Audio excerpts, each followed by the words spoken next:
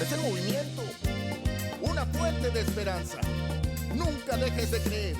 El que persevera, alcanza.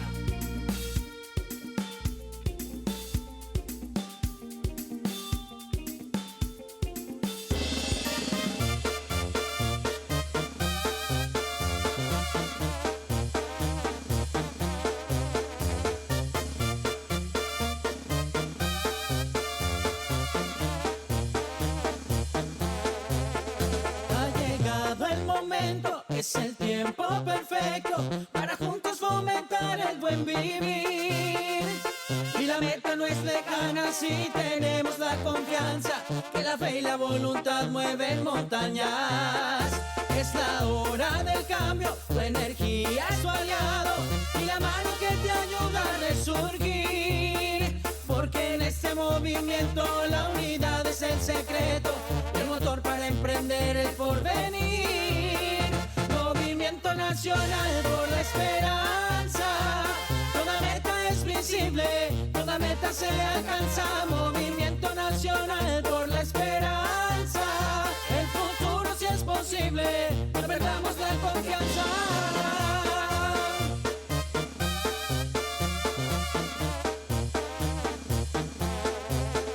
Porque en ese movimiento la unidad es el secreto y el motor para emprender el porvenir.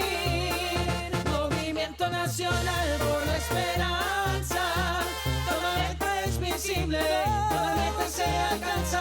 Movimiento nacional por la esperanza, el futuro si es posible, no perdamos la confianza. Movimiento nacional por la esperanza, donde todo se hace posible, donde todo se alcanza. Sembrando el futuro, haremos historia y a paso seguro. ¡Ja! Tenemos la gloria. Sembrando el futuro, haremos historia. Y en ese momento llegó la hora, poquito a poquito todo mejor. Sembrando el futuro, haremos historia. En la confianza del saber que cuando hay esperanza va a suceder. Sembrando el futuro. Súmate a este movimiento y canta con nosotros así. 1, 2, 3. Movimiento nacional por la esperanza, toda meta es visible, toda meta se alcanza. Movimiento nacional por la esperanza, el futuro si es posible, no perdamos la confianza.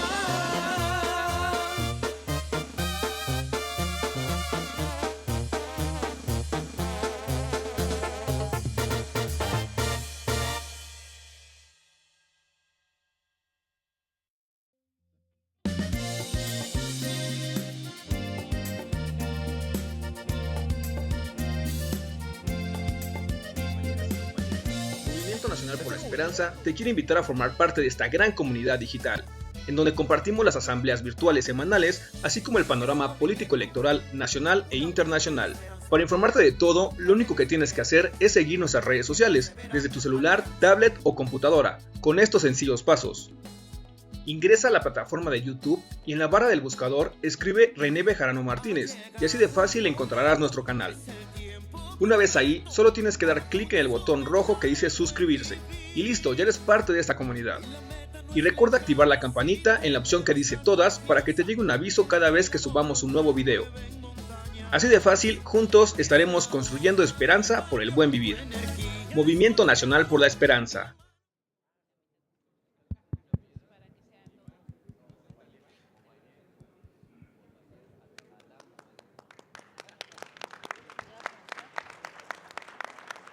Buenas noches, compañeros y compañeras. Si gustan ir tomando asiento, vamos a iniciar nuestra asamblea semanal del Movimiento Nacional por la Esperanza.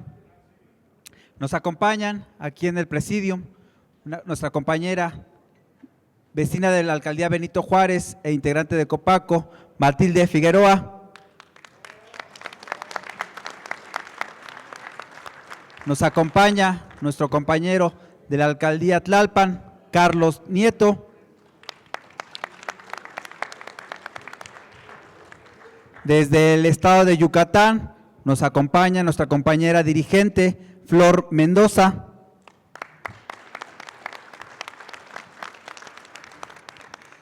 Ahora nos vamos hasta el norte, desde Culiacán, Sinaloa. Nos acompaña el compañero Jorge Luis Almoral Velázquez. Nos vamos aquí al estado vecino, presidenta de la Fundación Comercio y Bienestar del municipio de Hueypoxtla, Estado de México, nuestra compañera dirigente Janet Martínez Sánchez. Nos acompaña nuestra compañera dirigente del MNE en el Estado de México, Celina Trujillo.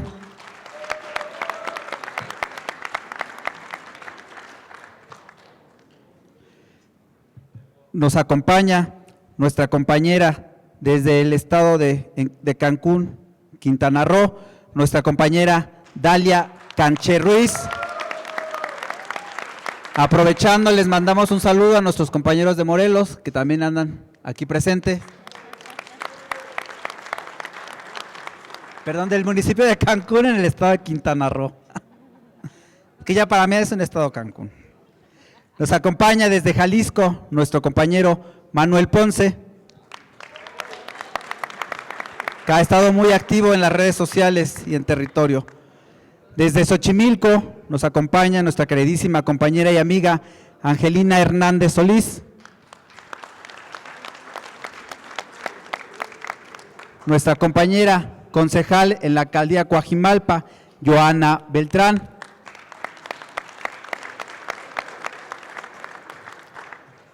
Les mandamos un gran saludo a nuestros compañeros que están aquí presentes, pero también hasta el municipio de Tepeji del Río, del estado de Hidalgo. Bienvenidos. Y como cada 8 días, nuestro dirigente nacional, el profesor René Bejarano Martínez.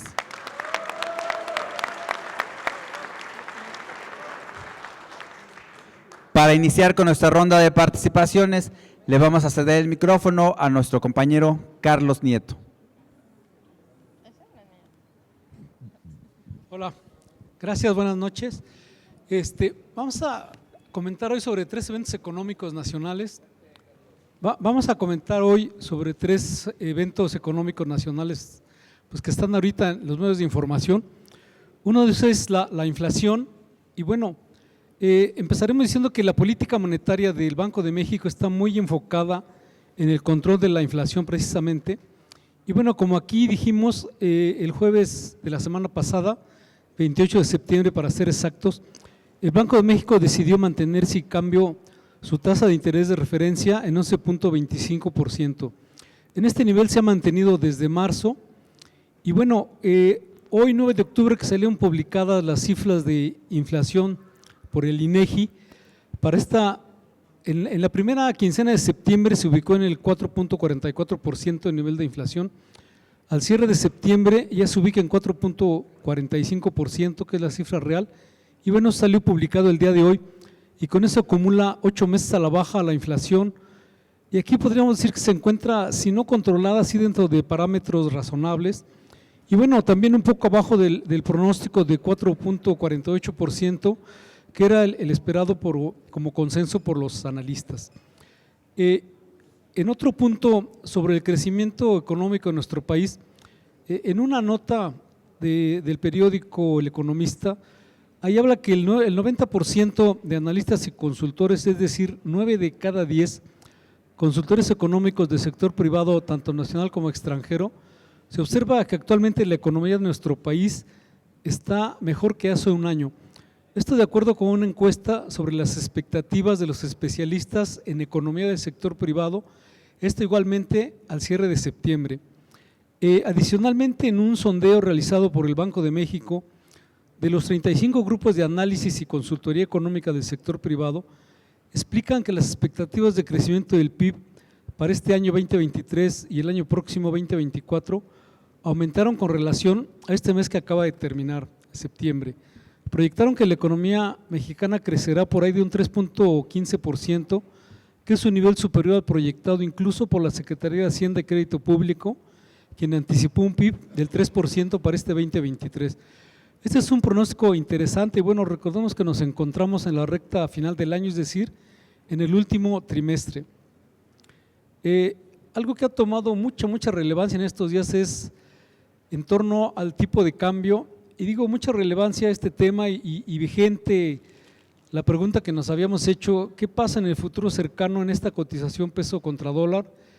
Y bueno, una pregunta interesante es si el dólar regresará a márgenes de los 17 pesos. Y bueno, aquí recordemos un poco que la Secretaría de Hacienda, para el cierre de este año, estimó la paridad en 17 pesos con 30 centavos y para el año próximo en 17 pesos con 60 centavos. Aquí, bueno, vamos a citar algunos antecedentes adicionales y es que la semana pasada en tan solo 3 sesiones nuestra moneda frente al dólar perdió casi un peso en su cotización y bueno, llegó a rebasar niveles de 18 pesos con 62 centavos para finalmente cerrar la semana anterior en 18 pesos con 16 centavos. Y bueno, efectivamente, si bien llevamos varias semanas en las que la cotización del peso frente al dólar ha mostrado fuertes retrocesos, bueno, tampoco es tan grave. Y aquí, bueno, evidentemente esta situación genera que varios analistas pregunten y pues bueno, los medios de información tienen mucho peso y la pregunta es, bueno, si esta racha alcista del peso se hizo que llegara a niveles de 16.62 peso dólar hasta hace apenas algunas semanas, si esto habría llegado a su fin. Pero bueno, al mismo tiempo debemos considerar que evidentemente si hay presiones recientes que podrían considerar un cambio en la tendencia, eso puede ser posible, pero veamos principalmente las razones tras esta depreciación del peso, que no llegó más allá de un peso, por cierto. Los factores externos tienen que ver con la fortaleza que ha presentado el dólar norteamericano, esos datos económicos, mismos que señalan que la economía estadounidense sigue realmente fuerte y alejada de una recesión, que era lo que planteaban por ahí algunos economistas. Esto sobre los datos de empleo publicados el viernes pasado por el Departamento del Trabajo de los Estados Unidos, se informó la creación de 336,000 puestos de trabajo para el mes de septiembre.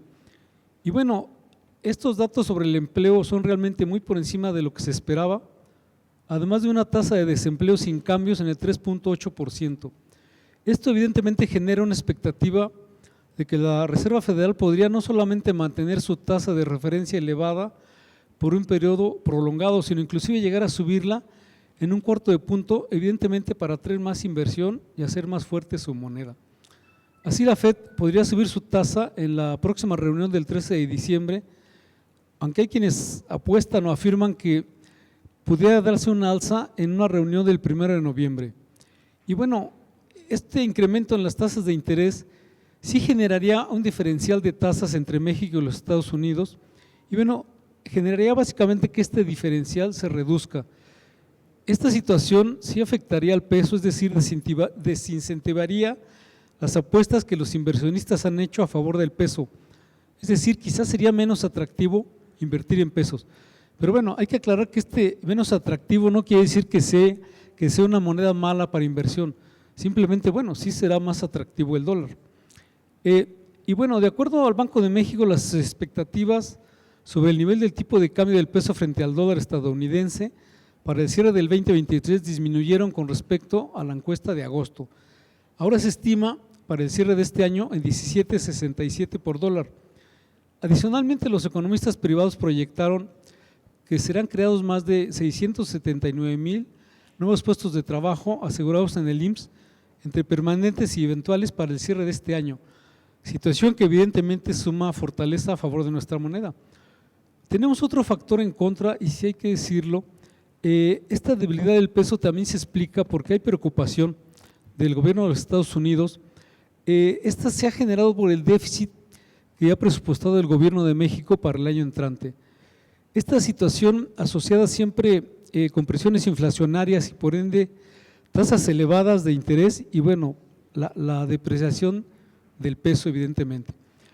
Aunque también es importante hacer notar que bueno, particularmente la expectativa de tasas altas también ha dejado ya de sentir su impacto en los mercados accionarios y bueno, parecería por momentos que en el corto plazo ya habría tocado sus niveles máximos y podría empezar a retroceder. Y bueno, algo también muy importante es que el año próximo será un año electoral tanto en México como en los Estados Unidos y bueno, la experiencia dice que en los últimos 4 años de elección presidencial el peso ha sufrido depreciaciones importantes en el primer semestre. Bueno, aquí la política monetaria del Banco de México deberá estar muy atenta en sus estrategias, básicamente para evitar este tipo de sorpresas a una depreciación mayor del peso. Aunque aquí, bueno, también es importante recordar que el peso mexicano había tenido un desempeño impresionante desde el año pasado, situación que ningún analista pronosticó, lo cual ya es decir mucho. Tal situación nos confirma que esta ocasión las preocupaciones comerciales relacionadas con la incertidumbre comercial de hace algunos años realmente no impactarán o serán mínimas. Y bueno, finalmente, sobre el tipo de cambio esperado, como bien decíamos, al cierre de la semana pasada hoy se mantuvo pues más o menos en el mismo precio, cerró el día de hoy, lunes 9 de octubre, en 18 pesos con 19 centavos. Hoy llegó a estar hasta en 18 pesos con 41 centavos y finalmente recortó la brecha con respecto al dólar. Y aquí, bueno, los analistas indican que este es un inicio de un periodo en donde habrá presiones al alza, evidentemente en su mayoría por los Estados Unidos. Y bueno, aquí pues, estaremos alertas para los movimientos de ambas divisas. Bueno, hasta aquí la información. Muchas gracias. Muchas gracias, compañero Carlos Nieto, por esta información tan relevante. Ahora le cedemos el micrófono a nuestro compañero Jorge Luis Almoral Velázquez para un saludo. Muchas gracias. Primero que nada, decirles un saludo a todos los presentes, a las personas que están en el presidio. Decirle, profesor René Bejarano, que Culiacán está de una forma muy activa, constante, en un trabajo territorial que hacemos liderando 20 personas que están al frente, pero después de esas 20 personas hay cientos con nosotros atrás. Agradecerle al profesor Chano, que es nuestro líder en Culiacán, que es la cabeza principal que nos está llevando día a día, semana a semana, guiándonos en esos trabajos que tenemos que presentar para que MNE en Culiacán tenga presencia. También con la compañera Daisy García, que es la líder de mujeres, que también tiene una presencia muy fuerte en Culiacán y que en estos últimos eventos que hemos tenido se notó que las mujeres están entendiendo que deben de ser parte de la política, que no deben de estar alejadas de ella. También está el compañero Julio, de todos de profesión docente, que es la particularidad que tiene el grupo de MNE, que también sean el del sector salud, del sector deportivo. Esta última reunión que tuvimos, se unieron con nosotros gente del campo deportivo y se pusieron a las órdenes de MNE y llevando el mensaje constantemente de lo que es el proyecto que tiene usted, profesor, y el proyecto que lo estamos llevando a cabo constantemente y día a día. También agradecerle que en estas últimas sesiones que tuvimos de acompañamiento, muy especial que tuvo Rafael Guerrero con nosotros, que nos ayudó bastante en esa información tan precisa, porque MNE todavía necesita conocerse más, pero ese es el trabajo que nos toca en el territorio. Y de nuevo, es muy grato estar aquí con ustedes, siempre nutrirnos de esa información, de esa historia que usted tiene, que nos hace que todavía seamos más convencidos de hacer este trabajo. Muchas gracias a todos y buenas noches. Muchas gracias por estas palabras, compañero Jorge Luis Almoral Velázquez, y bienvenido. Ahora le cedemos el micrófono a nuestra compañera Janet Martínez Sánchez, de Hueypoxtla, Estado de México.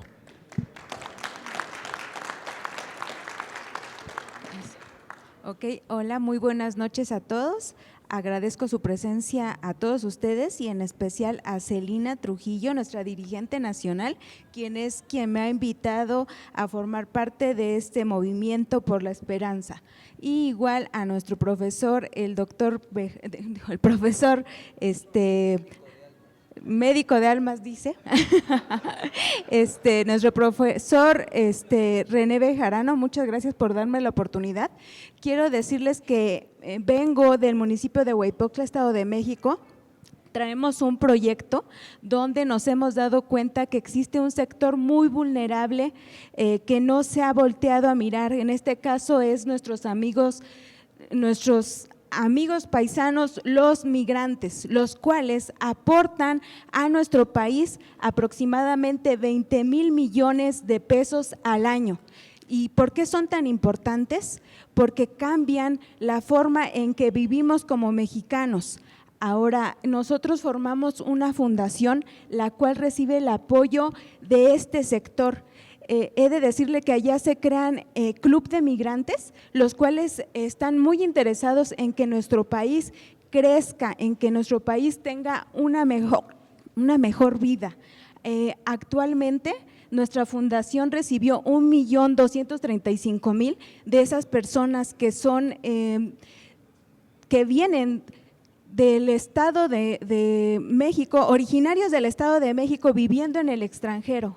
A ellos les importa tanto que aportan esas cantidades. Es muy importante mencionar que nuestro presidente Manuel López Obrador ha volteado a ver ese sector, tanto así que cada vez que va al extranjero allá a Estados Unidos, lo reciben con mariachi, lo reciben muy contento. ¿Por qué? Porque él ha cambiado la vida de nosotros los mexicanos aquí en México. Ahora quiero comentarles la importancia de ese sector de nuestros amigos los emigrantes. ¿Por qué? Porque son aproximadamente 11 millones de mexicanos allá en el extranjero. Eso significa que son 11 millones de votos que pueden ser para nuestra futura presidenta, que es Claudia Sheinbaum. Es el tiempo de las mujeres.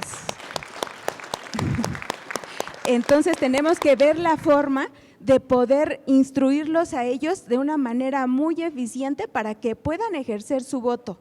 Así es que muchísimas gracias a todos ustedes. Muchas gracias, compañera Janet Martínez Sánchez, y bienvenida. Ahora le cedemos el micrófono a nuestra compañera Dalia Canché Ruiz de Quintana Roo. Muchas gracias, compañero. Buenas noches a todos ustedes, a los de la mesa y de manera especial al profesor, el dirigente nacional de Movimiento Nacional por la Esperanza. Para mí es un honor, es un gusto estar aquí con ustedes, porque hoy me sumo a este grande proyecto. Y creo que somos…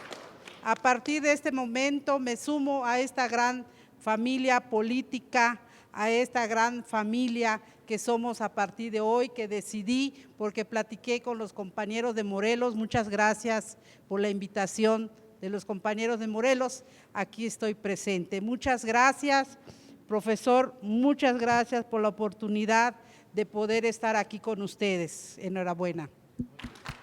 Muchas gracias, compañera Dalia Canché Ruiz, y bienvenida. Ahora le cedemos el micrófono a nuestro compañero Manuel Ponce de Jalisco. Gracias compañeras y compañeros. Quiero agradecer a todas y a todos por recibirme como siempre. El equipo del Movimiento Nacional por la Esperanza en Jalisco envía un saludo, un abrazo fraternal a todos los presentes y a todos los que nos ven a través del canal de este movimiento. Quiero externar dos puntos que en mi entidad en Jalisco son preocupantes. Uno es la deuda pública del Estado, que rebasa los más de 27,000 millones de pesos. Es un tema complicado. La comunidad tapatía, los jaliscienses están muy molestos con el actual gobierno. Y bueno, yo creo que esto se verá reflejado muy pronto en las próximas elecciones. Y el otro punto también complicado en mi entidad es que hay más de 14,000 desaparecidos. En Jalisco, el Movimiento Nacional por la Esperanza ha tenido acercamientos y acuerdos con colectivos, hemos estado platicando Y uno de ellos, a quien le mando un fuerte abrazo, es al colectivo de Luz y Esperanza, de Madres Buscadoras del Fuerte de Sinaloa, que tienen presencia en Guadalajara. La dirigente en Guadalajara es Diana. Vamos a estar haciendo presencia junto con los colectivos, lo hemos estado haciendo. Y en lo personal, compañeras, compañeros, les informo que el MNE en Jalisco sigue aperturando comités, les llamo yo comités de la esperanza, casas, en apoyo a nuestra coordinadora nacional, Claudia Sheinbaum Pardo, quien estuvo en Jalisco el fin de semana. El equipo del Movimiento Nacional por la Esperanza estuvo presente de cerca la coordinación en Jalisco. Le mando un fuerte abrazo al maestro Ernesto Palacios y a Miguel Machorro, que también en su momento fue parte del Movimiento Nacional por la Esperanza que dirige nuestro líder, el profesor Bejarano. Estuvo en 2 reuniones la doctora en Jalisco, una con personas más cercanas, las gentes que están buscando algún cargo de elección popular, y también estuvo en un evento en la Arena BFG, donde tiene un cupo de más de 12,000 personas, y les quiero informar que hubo lleno total en apoyo a la compañera Claudia Sheinbaum. También, compañeros, quiero informarles que el próximo 14 de octubre, sábado, estaremos en el municipio de La Barca, en la Asamblea Regional, donde asistirán más de 10 municipios, entre algunos pues La Barca, Ocotlán, Jamay, es la parte donde se encuentra el lago de Chapala. Estaremos ahí con una Asamblea Regional del Movimiento Nacional por la Esperanza. Y comentarles que muy pronto tendrá presencia en los registros en el municipio de Guadalajara el Movimiento Nacional por la Esperanza, su servidor, y comentarles que en Jalisco y en Guadalajara sí hay una esperanza. Vamos a recuperar Jalisco. Gracias. Muchas gracias por estas palabras, compañero Manuel Ponce, y así será. Ahora le cedemos el micrófono a nuestra compañera Angelina Hernández Solís, de la Alcaldía Xochimilco. Gracias, profesor. Pues muy buenas noches a todos mis amigos y amigas viejos que estoy encontrándome en este momento por acá. Y digo viejos porque ya llevamos un tiempo recorrido en este movimiento con el profesor, cuando se fundó el PRD ahí por el 89 y que se fundó la corriente de izquierda democrática, la CID, y después transitamos a la IDN, Jóvenes Vitalicios. Y bueno, yo lo quiero felicitar a él, y que ahorita no está la lideresa Dolores Padierna. Lo he dicho aquí, lo he dicho en otros foros, que es una pareja que fue piedra angular para el triunfo de la izquierda, primero en la Ciudad de México y luego en el país. En todo momento ha estado. Pese a que lo han querido pues exterminar y no lo han logrado, porque es una persona fuerte, firme, y que aquí hay muchas personas que lo hemos apoyado.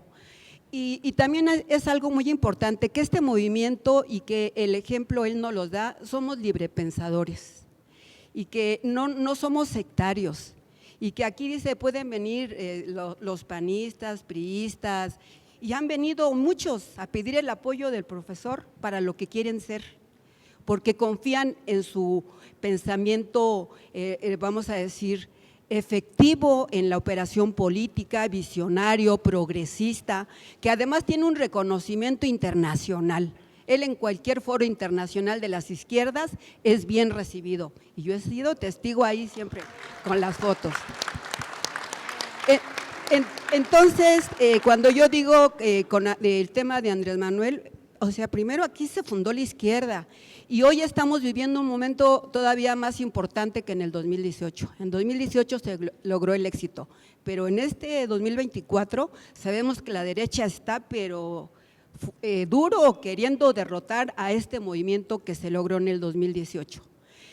Y en ese sentido es que hoy se necesitan las alianzas, pues con todos los que se tengan que sumar para refrendar el triunfo en el 2024. Solamente así podemos continuar para avanzar y consolidar la cuarta transformación, todos lo sabemos. Entonces, en este punto recordemos que 2021 hubo errores porque también hay que señalar los errores, porque si aplaudimos todo, pues podemos volver a cometer los mismos errores. Ya en el aniversario de Morena, Taibo dijo, ¿no? ¿En qué momento dejamos que se pudriera el PRD? ¿No? Hoy tenemos todos una responsabilidad de decir lo que tenemos que decir y que no se equivoquen, porque en 2021 se perdió la mayoría en la Cámara de Diputados, que se requieren para avanzar en el andamiaje legal, para que las reformas que propone Morena pasen. Entonces necesita gente leal, no solo, como dicen hoy, que cuenta la imagen y muchas cosas, sí cuenta, pero también cuenta la convicción de lucha, porque es bien importante ver a quiénes vamos a poner, porque no nos vayan después a traicionar al movimiento. Entonces, en ese punto el profesor tiene ojo clínico y él, aunque no lo diga, yo sé que es un asesor de los primeros en el altísimo nivel aquí en México, incluso puedo decir que en el mundo, porque como les digo, a él lo reciben bien en todas partes. Y hoy, a lo mejor algunos que me vieron hacer campaña, sí, yo apoyé a Marcelo Ebrard, y lo digo con claridad porque a mí me convenció, pero también nos apegamos a un acuerdo del Consejo. ¿Qué dice el acuerdo del Consejo? El que gane, nos sumamos con todo al ganador. Y bueno, ganó Claudia Sheinbaum, que la apoyamos para ser jefa de gobierno en 2018, de noviembre, en 2018. Estuvimos apoyándola muy fuerte, el profesor hizo un trabajo muy fuerte en todas las alcaldías para que ella lograra el triunfo. Y ahora, bueno, la estamos apoyando ya para la presidencia de la República. Y bueno, hoy ya están en este momento las campañas para la jefatura de gobierno.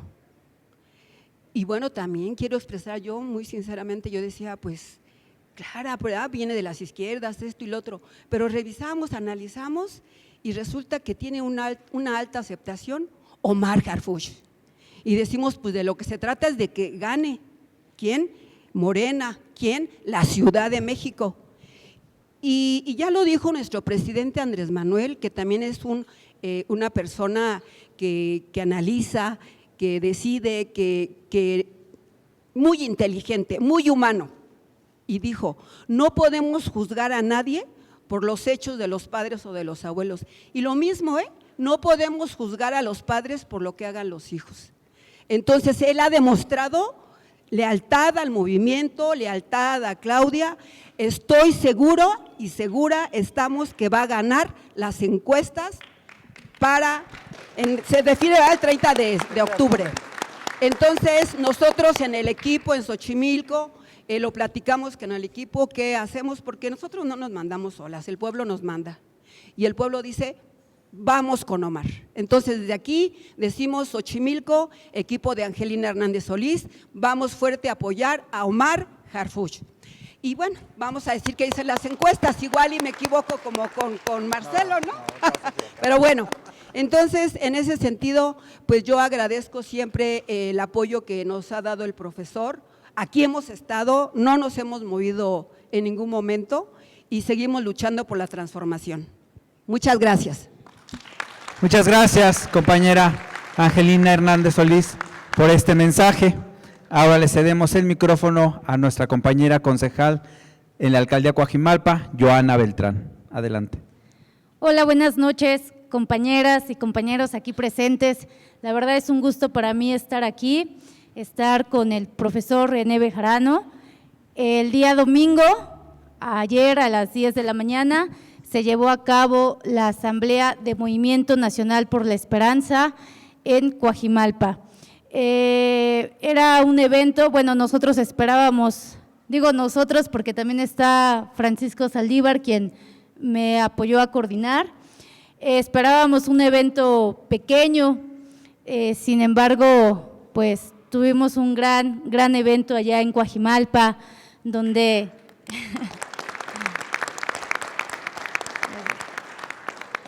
Digo, y esto se debe también por el gran liderazgo que tiene el profesor Bejarano allá. Se contó con la presencia de comuneros, ejidatarios, compañeros concejales ciudadanos, ciudadanas, vecinas, vecinos de la demarcación que han apoyado muchísimo el movimiento. También estuvieron diferentes líderes de las diferentes partes de Coajimalpa, como fue Palo Alto, La Pila, Chimalpa, Memetla, La Navidad, El Ébano y por supuesto Chamizal. La verdad es que me dio mucha alegría ver cómo la gente recibía al profe, compañeros que vienen de la lucha de años, pero de años.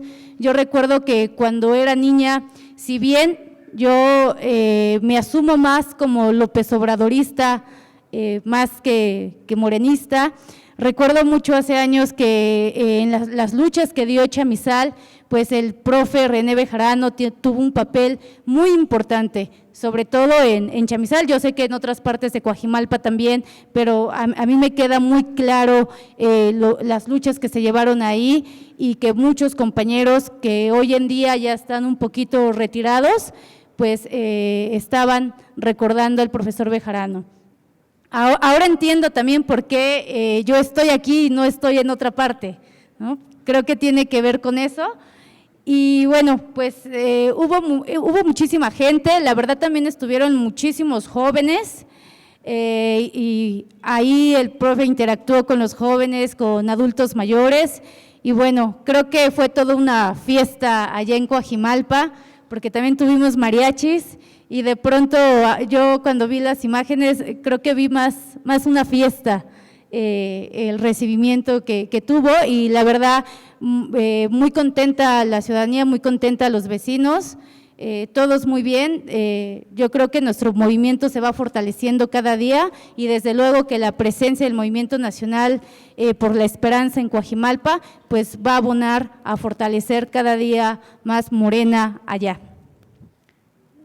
¿Es cuánto? ¿Cuánto?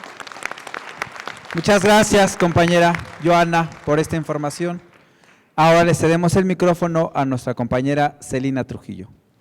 Muy buenas noches, compañeras, compañeros. Como siempre, un gusto compartir con todos ustedes esta asamblea semanal del Movimiento Nacional por la Esperanza y compartirles la información en cuanto al Estado de México.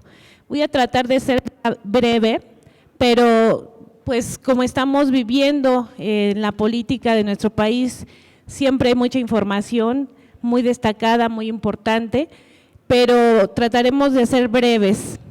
Comentarles, compañeras y compañeros, que nuestra compañera gobernadora, Delfina Gómez, ha encabezado todos y cada uno de los días las mesas de paz en el Estado de México. Recordemos que el Estado de México es una entidad muy peligrosa, no lo digo yo, sino las notas rojas en cuanto a delincuencia, en cuanto a asaltos, en cuanto a robo a casa, habitación, etcétera. Y esperamos que con estas acciones contundentes que está haciendo la maestra Delfina, pronto tengamos la tranquilidad que merecemos. Y la maestra ha establecido que uno de los objetivos más grandes para nuestra entidad es alcanzar la tranquilidad. Y eso pues nos da mucho gusto, pero también es importante transmitirlo a quienes puedan llegar estas palabras. Comentarles también, compañeras y compañeros, que en el Estado de México se inició el programa ético del control de sobrepoblación de animales de compañía. Recordemos que la maestra se ha caracterizado por ser un ser humano animalista y eso nos llena de confianza a todos quienes pues nos gusta, además de somos muy humanos y cuidamos a nuestros animales. Y para nosotros, quienes hemos hecho trabajo en cuanto a esta situación, pues nos da mucho gusto tener una aliada, porque no solamente es lo superficial, sino lo humano. Y quiero decirles que con este programa en el Estado de México se llevarán una campaña intensa de esterilización y vacunación. Recordemos mucho que el costo de una esterilización de un peludito, pues de repente es muy alto para un ingreso de una familia estándar en nuestro Estado de México y a veces se deja se deja de lado lo importante que es esterilizar y por supuesto vacunar para no generar mayores enfermedades. Es muy importante actualizar el marco normativo de tener una mascota, de tener y cuidar a los animales en el Estado de México y por primera vez tener un censo de animales de compañía en el Estado de México. Aquí en la Ciudad de México se tiene y lo que yo he investigado es que los animalitos a veces tienen hasta su credencial y donde puedes verificar que un animal está vacunado, que está cuidado, que está atendido. También se va a promover mucho la adopción de los animalitos y por supuesto se inauguró el Centro de Atención de Protección Animal en Huixquilucan y eso nos da mucho gusto. Se pretende con estas medidas revertir el gran abandono de los animales en el Estado de México, que son demasiados y nos da gusto y aplaudimos estas acciones de la maestra Delfina. Por supuesto, en un acto de justicia, el gobierno de nuestra gobernadora, en coordinación con la SEDATU, como vimos en otras imágenes donde ella se estaba reuniendo con los secretarios del gobierno federal para atender la problemática de inmediato en el Estado de México, pues se le entregó 4,000 documentos agrarios a productores y a personas que se dedican al campo en nuestro Estado de México. La gobernadora denominó a este acto Sembrando la Semilla del Cambio y la Esperanza de un Mejor Futuro. Nos da mucho gusto en este sentido porque habían pasado muchos años y la gente no tenía su certeza jurídica. Y de paso comentar en esta parte del reconocimiento de nuestro compañero René, que estuve en recorrido buscando a compañeras y compañeros que habían sido parte del movimiento, que se han alejado y visité el municipio de Villaguerrero, en donde el compañero René, a través del movimiento, incentivó y ayudó a que se hiciera una central de flores. Comentarte, profesor, que lo que se hizo, que era una central pequeña, hoy es una gran central de flores y nos da mucho gusto que los floricultores tengan un espacio. ¿Por qué razón? Porque producen tanta flor que de repente venir a la central de abastos no les permitían vender su flor, ir a Jamaica no les permitían vender su flor y a veces pues este tipo de productos, las flores son muy sensibles, se les echaban a perder, por lo tanto pues se les echaba a perder mucho dinero de inversión, tiempo y esfuerzo y no estaba muy bien. Hoy esta central es realmente muy visitada, no solo por el Estado de México, por la Ciudad de México, sino por el resto de algunos estados que tienen a bien ir a este lugar. Así que aplaudimos todas las acciones en favor de las personas mexiquenses. En esta ruta que trae nuestra coordinadora de comités en defensa de la Cuarta Transformación, el día jueves pasado, nos visitó en el Estado de México, se reunió con liderazgos, con simpatizantes, con militantes de Morena y compañeros que no son de Morena, pero también se reunió con los coordinadores operativos territoriales que se llaman COTS, los motivó muchísimo a seguir participando, a seguir tocando puertas y pues nos invita a construir estos comités en defensa de la Cuarta Transformación. Es muy importante para nosotros su visita, por supuesto, porque estamos muy seguros que lo que sigue es la continuidad para este proyecto de nación de la Cuarta Transformación. Comentarles, compañeros, que como lo comenté hace unas semanas, tuvimos una reunión de líderes del Movimiento Nacional por la Esperanza en el Estado de México y tendríamos la tarea de evaluar, de motivar el seguimiento del trabajo de todos nuestros líderes. La verdad es que en el Estado de México, así como en muchos estados, el trabajo siempre es muy intenso y nos da mucho gusto que sigamos en esta ruta de siguiendo la esperanza y por supuesto de ser claros y de participar contundentemente.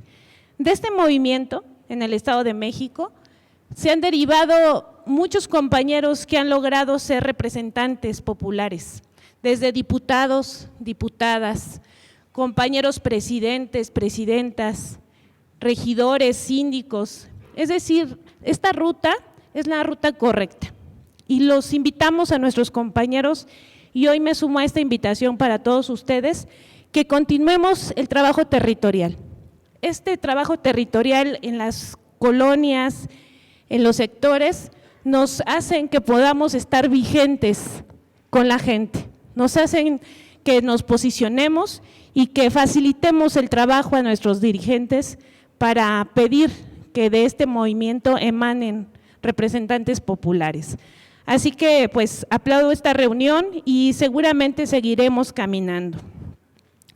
Es muy importante formar estos comités en defensa de la Cuarta Transformación, compañeras y compañeros. Nosotros hemos constituido muchos comités en defensa de la esperanza, pero precisamente el partido Morena pues está requiriendo la construcción de estos comités. ¿Qué implica ser parte de un comité? Eso es muy importante. Implica simplemente juntar 10 personas, y digo simplemente porque se escucha fácil, pero constituir un comité desde la firma, desde el teléfono, desde el correo electrónico, desde la copia de la credencial, nos vamos a dar cuenta que no es tan sencillo. Juntar, hacer una asamblea, reuniones, es sencillo. Pero ya formalizar un comité, verán la complejidad que tiene. Y nos hemos dispuestos a tener un comité por sección electoral. De estos comités, al menos 2 o 3 personas tendrán que ser representantes de casilla en su seccional. Y hay que pedirles que tengan esta convicción y estas ganas, pero también la preparación para ser defensor de la Cuarta Transformación en las casillas. Y también, pues, promover el voto, por supuesto. Pero es muy importante contribuir a este momento histórico, compañeras y compañeros. Por el momento es todo. Muchísimas gracias por su atención. Buenas noches. Muchas gracias, compañera Celina Trujillo. Ahora le cedemos el micrófono a nuestro dirigente nacional, al profesor René Bejarano Martínez. Gracias, Miguel. Buenas noches, compañeras, compañeros. Sí, siempre me han gustado las flores, como las flores que están aquí en el presidium, junto a algunos cactus. Un aplauso para todas las flores del presidium. Muchas gracias por participar en esta asamblea semanal del MNE, correspondiente al lunes 9 de octubre del año 2023. Agradezco la presencia de compañeras y compañeros de varias entidades de la República, de Yucatán, del Estado de México, de Sinaloa, de Quintana Roo, de Jalisco, de Puebla, de Tlaxcala, de Oaxaca, etcétera, de Hidalgo.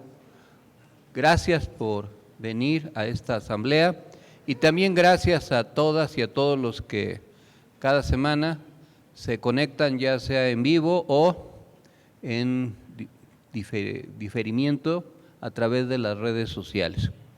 Hay muchos temas que comentar, así es que sin más preámbulo vamos a iniciar con los logros económicos récords en México a pesar de la pandemia. El presidente López Obrador destacó que a pesar de la pandemia de COVID-19, México ha alcanzado récords económicos con más de 22 millones de trabajadores inscritos en el Seguro Social, inversión extranjera de 30,000 millones de dólares en el último semestre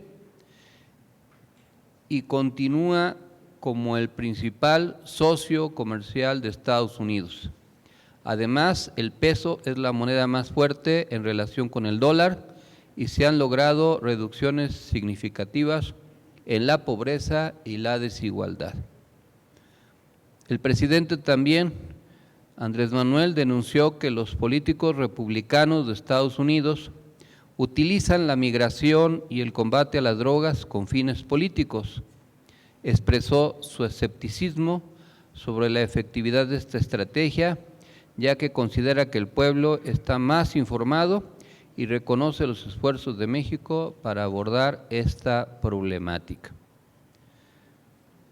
En este sentido, también la titular de la Secretaría de Seguridad y Protección Ciudadana, Rosa Isela Rodríguez, informó que se detuvieron a 3 personas por el asesinato de 2 encuestadores de Morena y la desaparición de uno más en Chiapas. Aseguró que se atiende el caso y que no habrá impunidad. No escatimaremos esfuerzos, sentenció, en torno a la búsqueda del encuestador faltante. El presidente López Obrador informó que durante la reunión con funcionarios de Estados Unidos se habló de proyectos productivos, la llegada de inversiones a México y el Plan Sonora, entre otros. Adelantó que habrá una reunión con Antony Blinken, secretario de Estado en Estados Unidos, para abordar temas económicos, de migración y narcotráfico. Destacó que en las reuniones de alto nivel en seguridad entre México y Estados Unidos tuvo buenos resultados. Sobre el muro fronterizo se planteó que esa no es una solución al problema migratorio y que se debe garantizar a los países, a los pueblos, oportunidades de trabajo, de estudio, a los jóvenes para que no se vean obligados a migrar, señaló.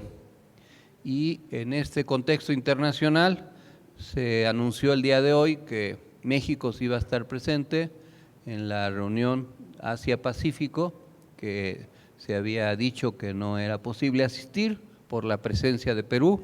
Sin duda hubo esfuerzos diplomáticos y eso va a permitir que nuestro presidente esté en esa importante reunión que define muchas cuestiones de carácter económico. En otro tema, el presidente recordó que estaba pasando el tiempo y los niños de Chihuahua y Coahuila no tenían los libros de texto. Pidió que la Corte resolviera la entrega de estos materiales, pues se afectaba a los estudiantes. Y esto, pues finalmente se resolvió. Aquí se redactó ya en pasado, pero finalmente la Corte resolvió desechar la controversia que presentó la gobernadora de Chihuahua, Maru Campos, y ordenó la entrega de los libros de texto a los niños y niñas de Chihuahua, y como es lógico, seguramente también eso sucederá con los libros en Coahuila, y por eso pues ya todos los estados, todas las entidades federativas tendrán los libros de texto gratuito, que es muy importante, es una batalla política que se ganó por la libertad de educación y por la actualización de los métodos pedagógicos, el fracaso de la campaña anticomunista que se desató en algún medio de comunicación y por algunas fuerzas retrógradas. Y qué bueno que ahora ya están esos libros de texto y que van a servir para que los niños avancen más. Por otra parte, la Secretaría de Gobernación, Luisa María Alcalde, reveló irregularidades en las investigaciones del fiscal de Morelos, Uriel Carmona. Subrayó que el feminicidio de Ariadna fue el motivo de su detención por parte de la Fiscalía de la Ciudad de México. Sin embargo, Carmona cuenta con un entramado de complicidades dentro del Poder Judicial Federal. La próxima semana se determinará si dejará fuero para que la Fiscalía General de la República pueda proceder en su contra. Aquí yo quiero mencionar que hace falta oficio político para resolver este problema. Sin duda, el fiscal es indefendible, hay muchos elementos para señalar múltiples responsabilidades penales y administrativas. Sin embargo, no hay confianza en que la propuesta que pueda enviar el gobernador del estado pueda ser un personaje que tenga experiencia, mesura, equilibrio y que actúe apegado a la ley y que no obedezca a consignas para perseguir a adversarios del gobernador. Y por eso está entrampado este asunto entre los que más que defender al fiscal se defienden a sí mismos por el temor de que un nuevo fiscal ligado al gobernador enderece una campaña de persecución ilegal en contra de actores políticos. ¿Qué procede? Pues que la Secretaría de Gobernación, en el ámbito de sus atribuciones, tome el caso, influya, para que la propuesta que se envíe, ahora que el fiscal se ha desaforado y se ha detenido, sea una propuesta de alto nivel, de un personaje político intachable, hombre o mujer, que le dé garantías tanto al gobierno del Estado, al gobierno federal y a los actores políticos de la entidad, que no responda a consignas ni a actos ilegales, sino que conforme a la ley actúe adecuadamente. Eso es lo deseable para que en Morelos se restablezca la justicia, la legalidad y haya un ambiente de entendimiento, y que los diputados locales que se han opuesto a la remoción del fiscal o a los nombramientos que se quieren hacer también acepten una propuesta de este nivel que les dé garantías de que se va a actuar conforme a derecho, sin consignas políticas para destruir a ningún adversario. En fin, eso es lo deseable y ojalá se ponga por delante el oficio político más que las querellas que nos dividen.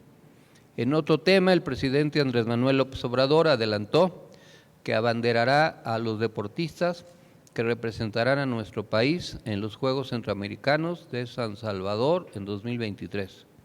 Informó que ya están listos los premios que se otorgarán a partir de su desempeño en dicha justa deportiva.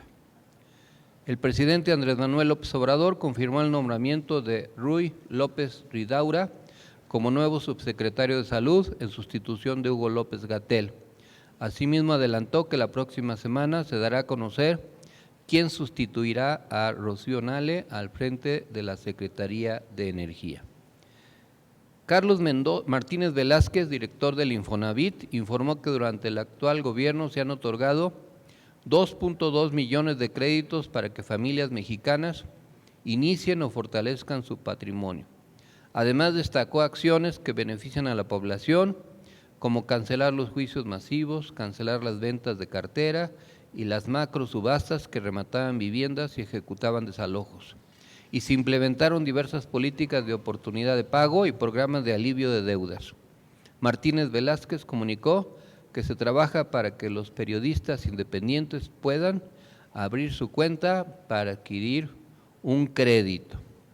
En otro tema, el presidente López Obrador presentó un video que muestra la destrucción causada por la planta de extracción de material de la empresa Cálica, que en 36 años afectó 1.200 hectáreas de ecosistemas en el sureste. Dijo que se trata del mayor desastre ecológico en la península de Yucatán. Instó a la empresa a aceptar la oferta del Gobierno de México para comprarles el área que aún tienen en concesión. El presidente anunció que un juez de Florida respaldó al Gobierno de México en una denuncia en contra de Genaro García Luna por bienes adquiridos con recursos públicos. En un plazo de 10 días se recuperarán cerca de 44 millones de pesos, producto de la venta de inmuebles incautados al exsecretario y su esposa. En otro tema importante, la situación en Gaza e Israel se ha intensificado con un saldo de al menos 232 palestinos muertos en Gaza y más de 200 heridos en Israel. Esta cifra, pues como saben, ha crecido tanto de muertos en Israel como en la Franja de Gaza. El conflicto se agravó por una serie de ataques aéreos y bombardeos mutuos entre las partes involucradas.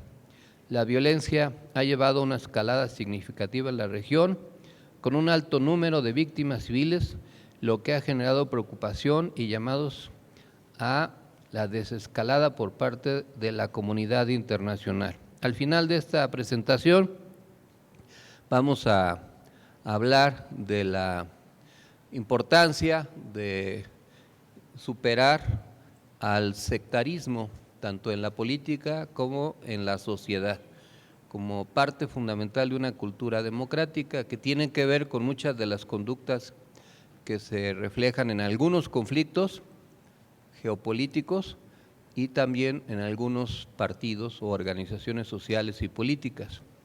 Pero antes de eso, pues resaltamos que el nivel de aprobación, según esta casa encuestadora, de nuestro presidente sigue por encima del 60%, hay otras que le dan un porcentaje mayor, pero que reflejan pues una buena época para el desempeño de nuestro presidente y también, esto es algo que hay que destacar, de partida hay una amplia ventaja para Claudia Sheinbaum rumbo al 2024, según esta misma casa encuestadora. Si hoy fueran las elecciones, nuestra compañera Claudia obtendría 56.5% de la intención del voto, la señora Xóchitl Gálvez 32% y si el candidato del MC fuera Samuel García 11.5%. Ni sumados el PRI-PAN-RD y el MC ganarían, pero no hay que confiarse. La señora Xóchitl está planeando otra estrategia semiótica y mediática para que vuelvan a inflar el globo.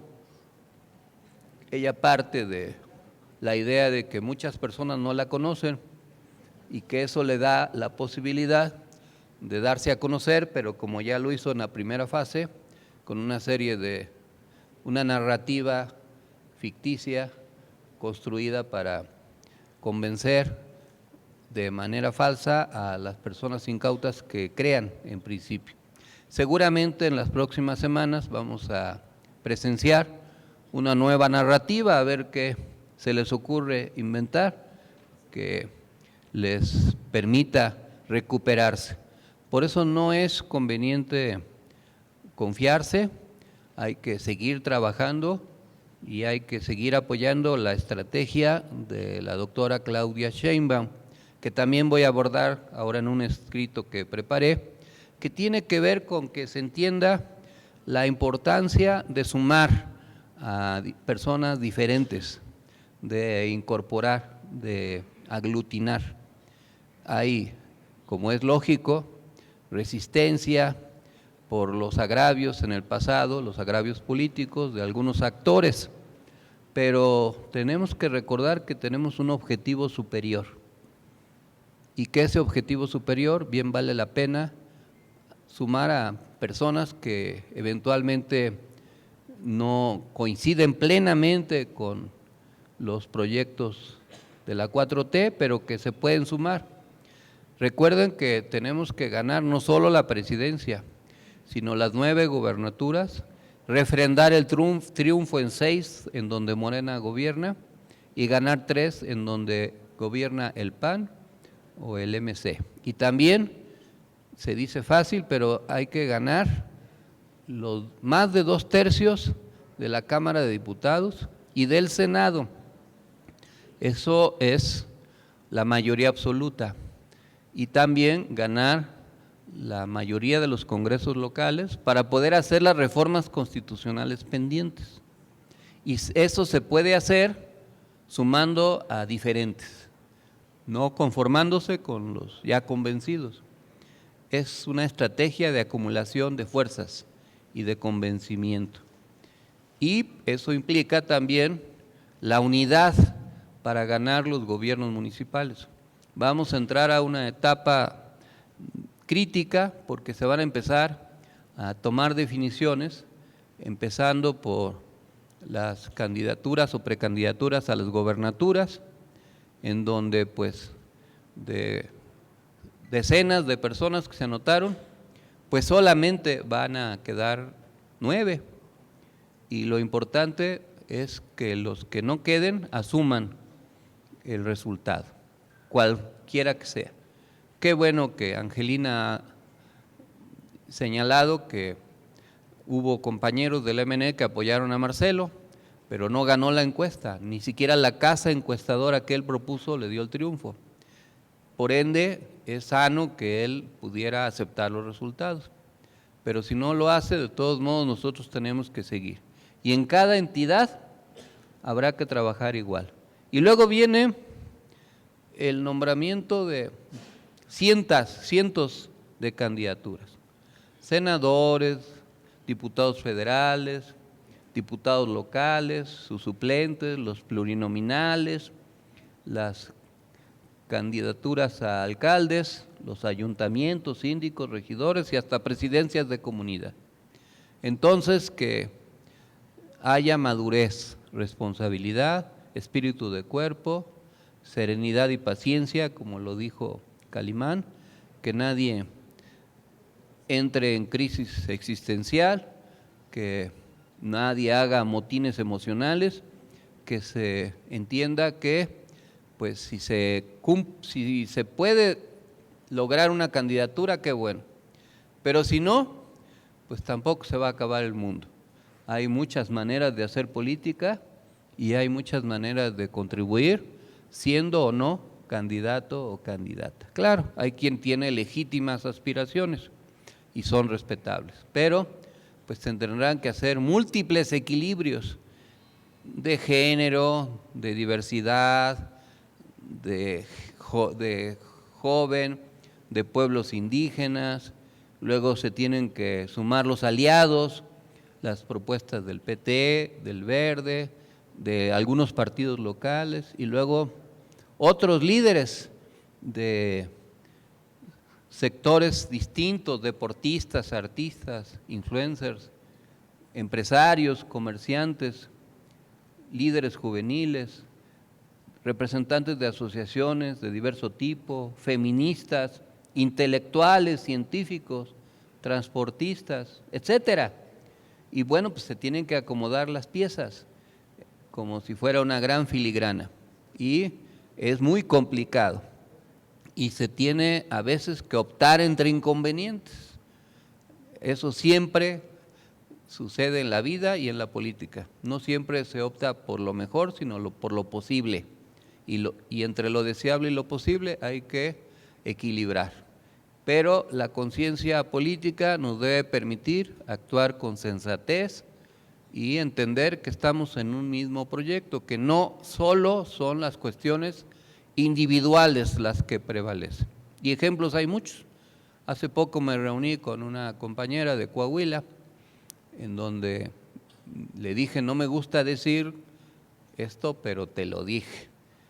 Le dije, ya te había dicho que podía pasar lo que al final pasó, que la X candidatura de un candidato que no aceptó no iba a crecer, que no iba a ganar y que lo único que iba a hacer es llevarnos a la derrota y ayudar a que el PRI siguiera ahí. ¿Y quién ganó? Nadie de los demás ganó. Nos fue muy mal, teniendo todas las posibilidades para ganar. ¿Se privilegió el interés particular de un líder? Sí, por encima del interés colectivo, y al final el resultado fue negativo. Nosotros no debemos hacer eso. Tenemos que ser profesionales de la política y entender que hay posibilidades, hay oportunidades, pero también hay veces que no se puede y se pueden encontrar otros mecanismos de representación o de participación. Y que el trabajo político ofrece muchas posibilidades. Por ejemplo, esta semana pues tuvimos muchas reuniones con compañeras y compañeros ahí en las oficinas, en donde pues seguimos trabajando prácticamente todos los días.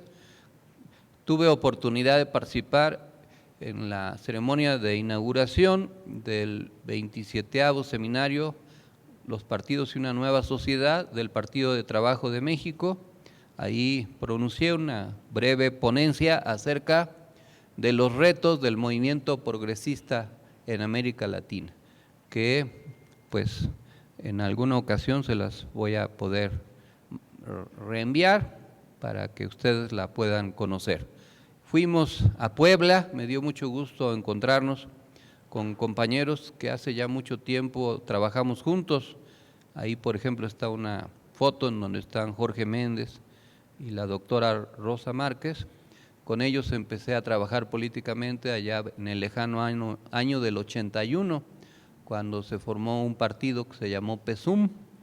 Muchos de ustedes pues ni sueño erótico eran, ni habían nacido y no conocen esa historia, pero seguimos trabajando y fue una muy buena reunión con compañeros de muchos municipios de Puebla que estuvieron presentes en esta actividad. También, como ya dijo Joana, fue muy exitosa la asamblea en Coajimalpa, que pues me dio mucho gusto visitar. Esta semana vamos a estar en Zacatecas, vamos a ir a la asamblea estatal del MNE en Zacatecas el próximo sábado. El siguiente sábado, el 21, nos toca estar en Aguascalientes, ya les mandaremos la invitación. Y el domingo 22 vamos a hacer una asamblea del MNE en la alcaldía Benito Juárez de la Ciudad de México. Tiene dos partes esa asamblea. A las 12 del día es la reunión y a la 1 vamos a presentar una obra de teatro sobre el tema de la esperanza. Si nos quieren acompañar, es en el Foro Aztlán, de aquí de la Colonia Niños Héroes de la alcaldía Benito Juárez, a partir de las 12 del día del próximo domingo 22. Y ahora voy a dar lectura y comentar una ponencia que quise preparar para esta reunión, que tiene que ver con lo que está pasando en la 4T y también con un conflicto que se está viviendo en el Medio Oriente. Yo, por cierto, nunca he encontrado la otra mitad del Medio Oriente, no sé dónde está. Y pregunté y me dijeron, pues ve por allá para que medio te orienten. Pero ya en serio, vamos a hablar de la necesidad de superar al sectarismo. El pensamiento sectario se manifiesta en una cerrazón mental y emocional hacia ideas, creencias o prácticas que difieren de las propias y suele ir acompañado de una profunda convicción de que solo al grupo que se pertenece posee la verdad o la moralidad absoluta. Este comportamiento es un fenómeno que ha existido a lo largo de la historia humana y ha sido responsable, y lo es, de muchos conflictos, persecuciones y divisiones profundas en diversas sociedades alrededor del mundo. La izquierda mexicana, a lo largo de su historia, ha padecido de esta característica. Su raíz se encuentra en el dogmatismo y en el miedo a lo diferente o a lo desconocido. Miedo a perder el control o a que se desdibuje la identidad. En lugar de abordar la compleja problemática social a través del estudio analítico, la comprensión y el diálogo, las personas que incurren en el sectarismo creen blindarse con barreras de intolerancia y prejuicio. En lugar de consolidarse en las virtudes o posibilidades de lo que se cree, los sectarios se afirman negando a los demás, al otro, aquel que piensa, cree o vive de una manera diferente. Así entonces, una propuesta diferente, como es el caso de la opción que representa Omar García Harfuch en la Ciudad de México, se convierte en una amenaza para quienes se sienten dueños de la verdad, y cualquier intento de comunicación se ve obstaculizado por la desconfianza e incluso por la hostilidad.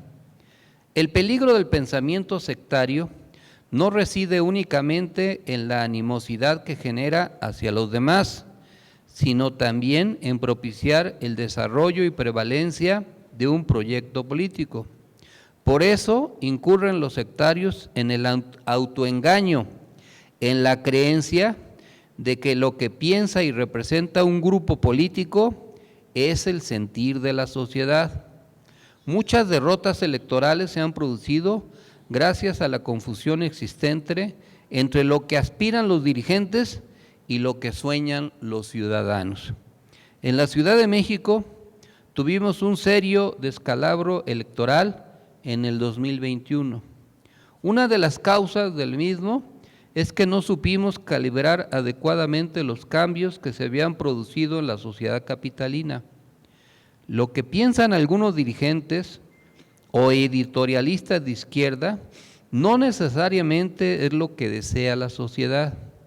Definir una candidatura pensando primordial o únicamente en los méritos ideológicos y políticos de un líder, sin tomar en cuenta a la diversidad del pensamiento de la sociedad, nos puede conducir al aislamiento. En el ámbito social de la Cuarta Transformación, el pensamiento y la acción sectaria puede tener consecuencias devastadoras. Si un grupo se autodefine como el más fiel representante de un proyecto político, se enfrenta a los demás, entra en conflicto y se vuelve difícil, muy difícil colaborar en objetivos comunes o convivir con madurez y tolerancia. La conducta excluyente divide, discrimina y erosiona a la estructura organizativa. En la actual encrucijada de la Cuarta Transformación, se requiere una propuesta amplia que represente no solo a los ya convencidos, sino a los cientos de miles de personas que piensan con diversidad de puntos de vista. El pensamiento sectario de una parte de la izquierda mexicana no es intrínseco a su naturaleza, sino es producto de su historia y también de los intereses creados a partir del disfrute de cierto poder. Este pensamiento debe ser desafiado y modificado a través de la poderosa herramienta que representa la educación y formación política e ideológica, que promueve el pensamiento crítico, la empatía y el respeto a la pluralidad.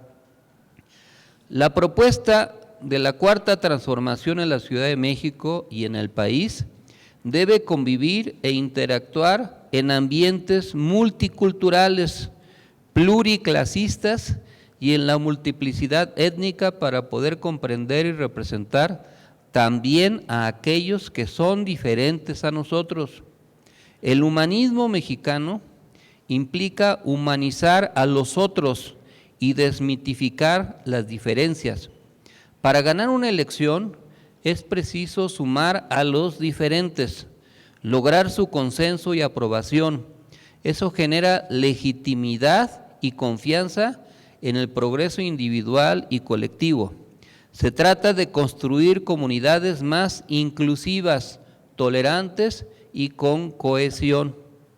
Es claro que las tres preocupaciones centrales de la gente, tanto en la ciudad capital como en el país, son la seguridad ciudadana, la estabilidad y crecimiento del ingreso económico y la justicia social con libertades democráticas. Eso es justo lo que logró la administración de Claudia Sheinbaum, y una pieza fundamental en el primer rubro fue el desempeño de Omar García Harfuch en la Secretaría de Seguridad Ciudadana. Esa dupla puede seguir operando con éxito con Claudia como presidenta y Omar como jefe de gobierno.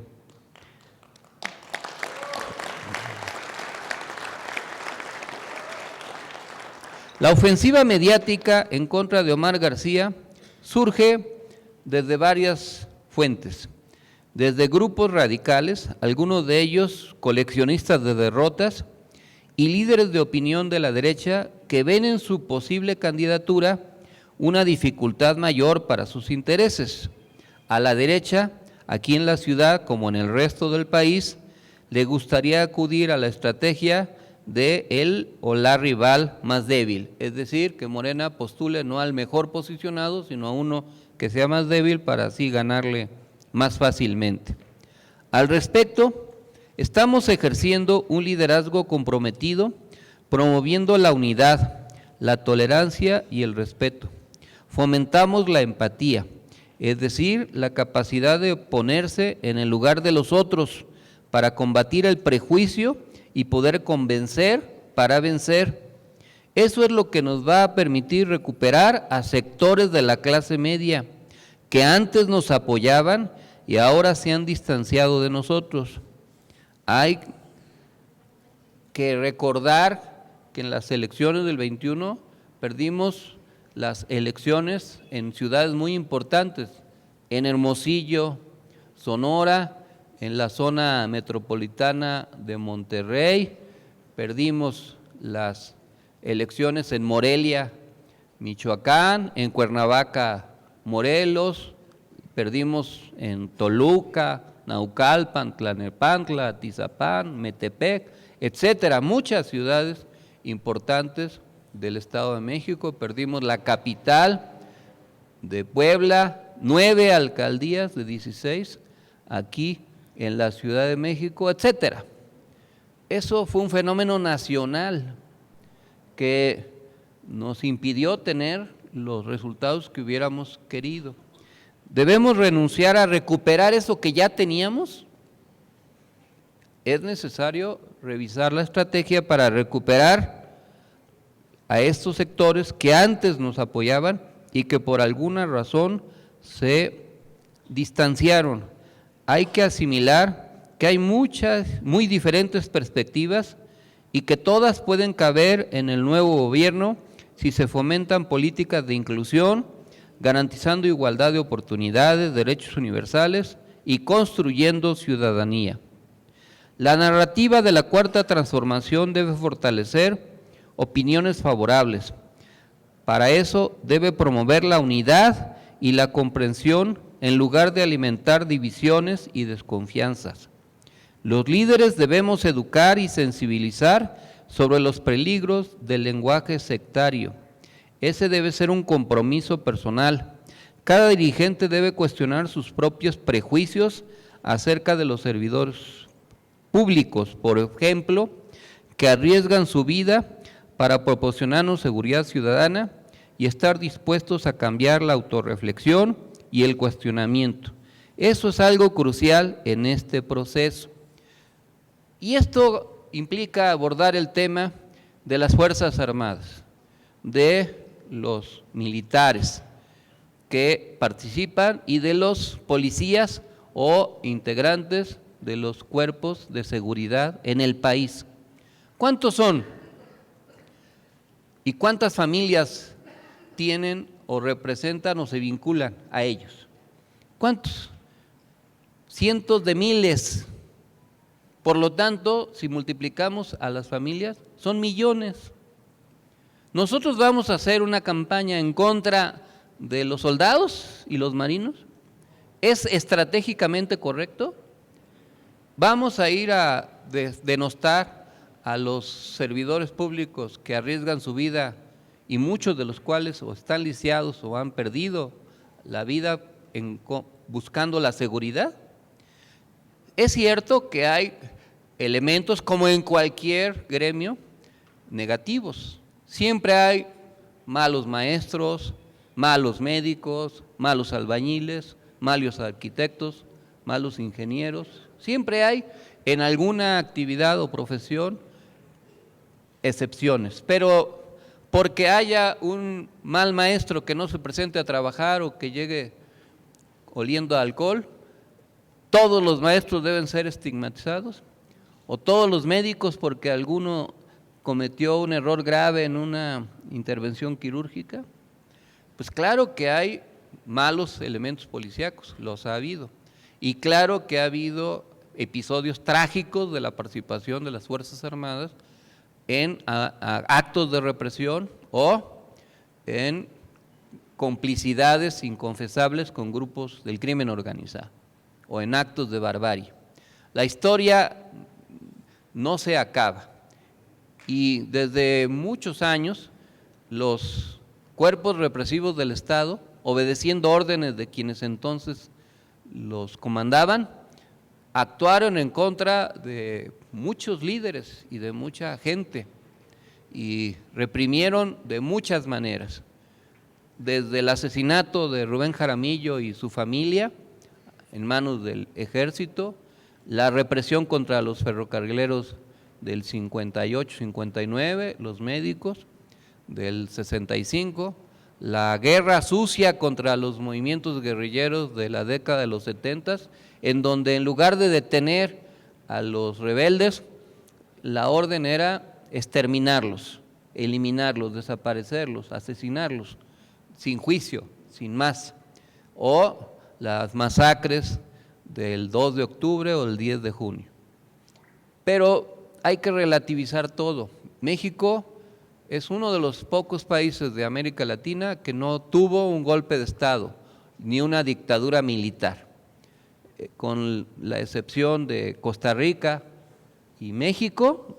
El resto de los países tuvieron dictaduras militares sangrientas, algunas durante décadas, que generaron múltiples agravios a la sociedad. ¿Qué tenemos que pensar? En ganar la ideología de los integrantes de las Fuerzas Armadas. Las Fuerzas Armadas se formaron en el nacionalismo revolucionario. Esa fue la ideología derivada de la Revolución Mexicana. Esa ideología pues ha entrado en crisis porque la propia revolución pues dejó de ser vigente en muchos de sus aspectos.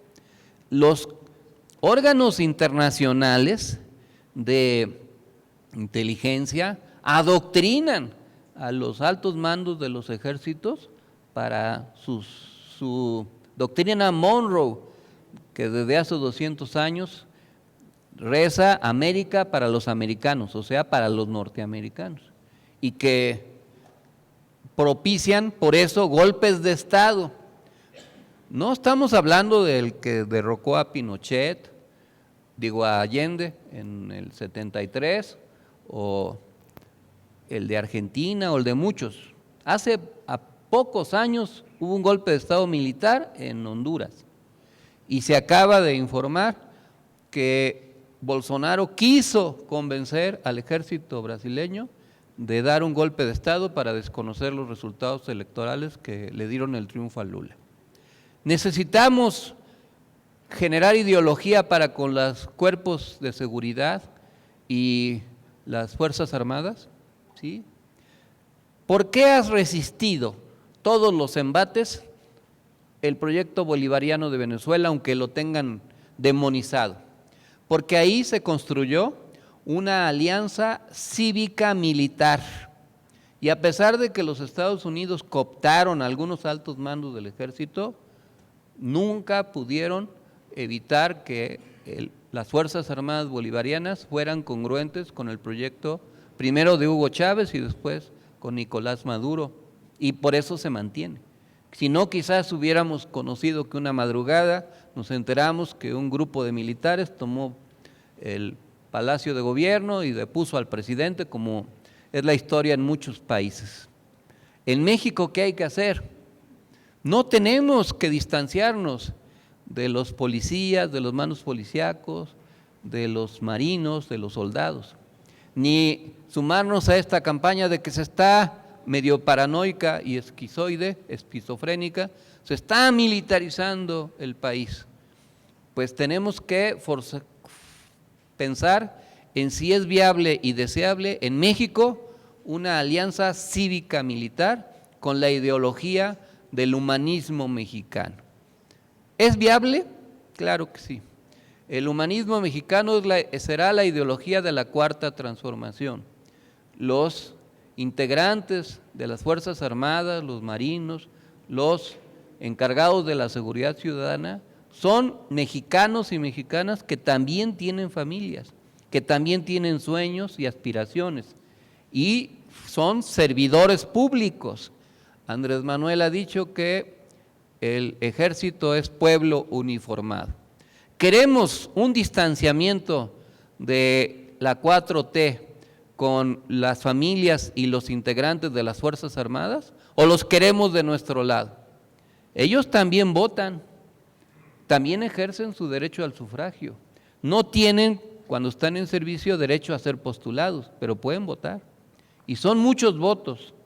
¿Necesitamos sumarlos? Sí. Y si hay un elemento, o varios, o muchos, que son ejemplares, que tienen una hoja de servicios, ¿tienen derecho a representarnos? Pues sí. Hay ocasiones que los que son postulados en algún cargo de elección popular por otros partidos son verdaderos rufianes, ¿o no es cierto? Delincuentes de cuello blanco que llegan al poder a través de múltiples argucias. si hay un elemento que eventualmente nos represente y que tenga credibilidad ante la sociedad, ¿hay que descalificarlo por su origen? ¿Hay que estigmatizarlo? ¿Hay que perseguirlo? Claro que no. Algunos de los héroes que honramos fueron soldados, militares, que entregaron su vida o que ofrecieron una hoja de servicios impresionante. Y nosotros tenemos que recuperar esa historia. Lázaro Cárdenas, ¿qué era? General. Era un general del ejército mexicano, de los buenos. Y es, hasta antes de que termine López Obrador, o bueno, no, es el mejor, ha sido y fue el mejor presidente del siglo XX. Ya veremos en el XXI, pero del siglo XX fue el mejor, Lázaro Cárdenas. Y era un militar. Entonces nosotros tenemos que tener una visión diferente. Y por eso en la ciudad, pues el prejuicio hacia un personaje que puede o no ser candidato, no debe ser lo que determine. Si gana la encuesta y la equidad de género se lo permite, pues será nuestro candidato y seguramente ganará las elecciones. Y si no, pues a lo mejor se va con Claudia y es secretario de Seguridad a nivel federal. ¿Y qué? ¿Lo van a objetar si hizo un buen servicio? Los argumentos maniqueos para descalificar una propuesta no son sanos. Nosotros tenemos que elevar el nivel político, tenemos que garantizar que la gente nos vea como personas incluyentes, sensatas. Las personas dogmáticas se cierran al resto del mundo, en cualquier dogmatismo que crean, en el que quieran, de cualquier signo. No escuchan a los demás, quieren imponer su verdad. Nosotros no debemos caer en eso, en ningún ámbito de nuestra vida. Tenemos que tener una visión abierta a la diversidad de puntos de vista. La narrativa de la Cuarta Transformación debe fortalecer opiniones favorables. Para eso debe promover la unidad y la comprensión en lugar de alimentar divisiones y desconfianza. Recordemos, en política como en la vida, hay que sumar y multiplicar, no restar ni dividir. En la búsqueda de conservar y recuperar alcaldías, por ejemplo en la Ciudad de México, y lograr la mayoría calificada para la 4T, tanto en el Poder Legislativo local como federal, se requieren candidaturas que sean punta de lanza para sumar adeptos y que ayuden a las demás candidaturas, y no candidaturas que sea como un peso muerto, que los demás militantes los van arrastrando y a duras penas sacan los mismos votos que obtiene el partido o a veces hasta menos. Tenemos que buscar candidatos que impulsen el proyecto. No podemos conformarnos con el voto duro, sino que es preciso una propuesta que entusiasme y convenza. Si en algún lugar hay propuestas de la 4T que sean mejores, hay que estar abiertos a que eso suceda. En la Ciudad de México, antes de que se hubiera pronunciado la candidatura de Omar García Harfuch, a pesar de un gasto millonario en publicidad y propaganda y en miles de brigadistas, no creció la candidatura que había, ni ha crecido lo esperado. Es necesario apostar a una propuesta que mueva y conmueva, que genere entusiasmo y compromisos con múltiples sectores de la sociedad. Por el bien de todos, han sido primero los pobres, pero no únicamente los pobres ni los humildes. Hay que generar una respuesta a toda la sociedad. Claudia Sheinbaum hizo durante casi todo su gobierno equipo con Omar García Harfuch. Los puede seguir haciendo en beneficio de la ciudadanía de la capital y de todo el país. Por eso no es conveniente seguir el camino de los agravios entre compañeros, pues nada más pensemos que en unas semanas más, en noviembre, vamos a tener que ir juntos todos con una misma candidatura. Y si nosotros nos dedicamos a torpedear a otras candidatas o candidatos, a denostarlas, a desprestigiarlas, a hacerles guerra sucia, ¿y qué tal si resulta ser la candidatura? ¿Qué vamos a hacer? Pues también, si resulta que Omar queda de candidato, ¿qué va a pasar? Todos los que andaban ahí o andan vociferando irreflexivamente, ¿van a irse con la oposición? Pues no, tenemos que serenarnos, entender que existen muchas posibilidades, pero lo que importa es ganar, lo que importa es darle continuidad al proyecto. Vamos a ver qué sucede. Hay un peligro de cierta ilegitimidad de las candidaturas.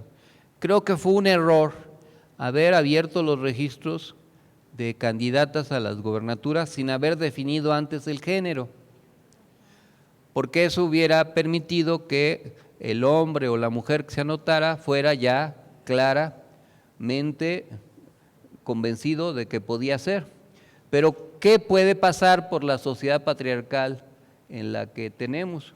Según las encuestas o en la que vivimos, hasta ahora solo hay 2 mujeres que van encabezando las encuestas, solo 2 que yo conozco en todas las encuestas, y son 9 candidaturas.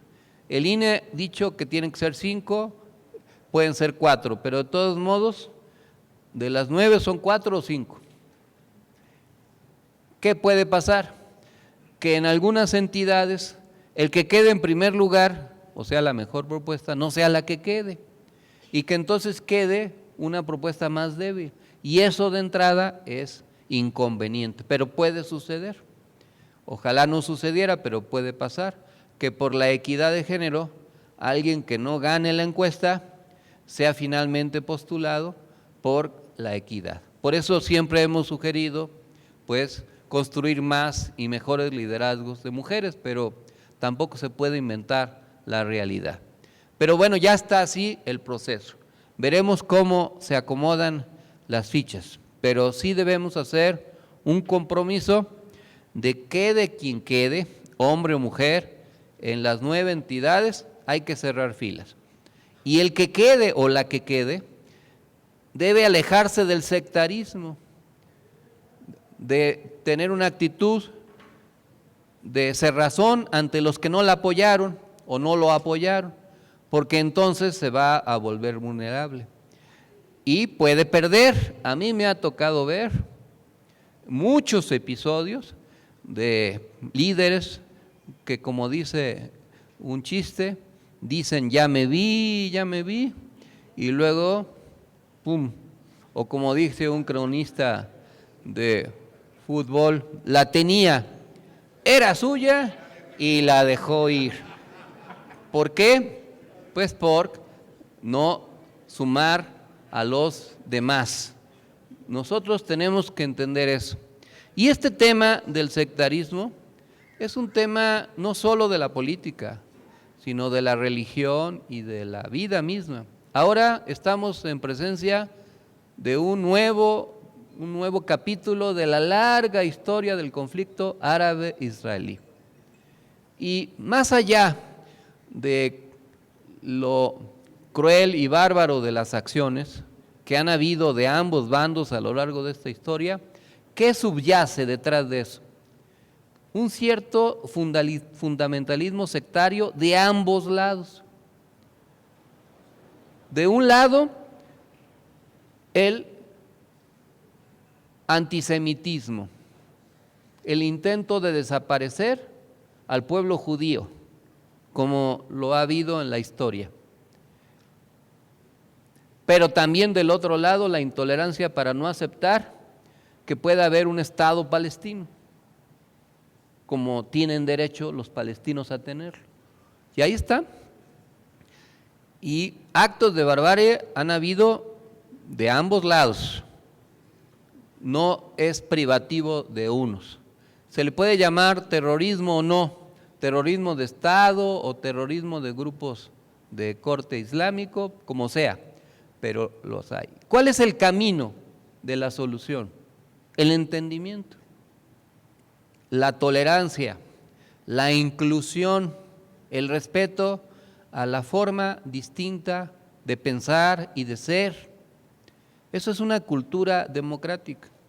Aquí puede haber entre nosotros mahometanos, protestantes, metodistas, presbiterianos, testigos de Jehová, cristianos, católicos, apostólicos, romanos, brujos, hechiceros, lo que quieran puede haber. Todos podemos